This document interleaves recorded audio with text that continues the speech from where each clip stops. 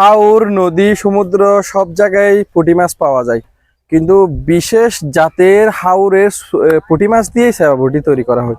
সেরকম একটি হাওর হচ্ছে এই কালী নদী হাওর। এই অঞ্চলটার নাম হচ্ছে কিশোরগঞ্জের কালী নদী দাসপাড়ার।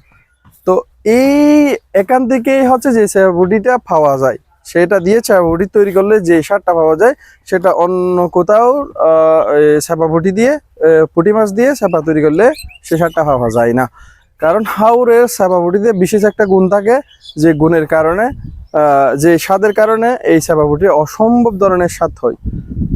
হাওরের সেবা পুঁটি হচ্ছে হাওরের সেবা পুঁটি নদীর সমুদ্রের মধ্যে হাওরের কোয়ালিটি একদম ভিন্ন, আকাশ পাতাল ডিফারেন্ট। সেজন্যই হাওরের পুঁটি মাছ দিয়ে সেবা তারা যে সেবা পুঁটিটা খাবেন সেটা হবে অথেন্টিক এবং সেই পুরোনো দিনের স্মৃতি ফিরিয়ে পাওয়ার মতো একটা সেবা পুঁটি। আপনারা আমাদের কাছ থেকে যে সেবা পুঁটিটা নেবেন সেটা এই অঞ্চলের বিখ্যাত সেবা পুঁটি, কিশোরগঞ্জের বিখ্যাত সেবা পুঁটি।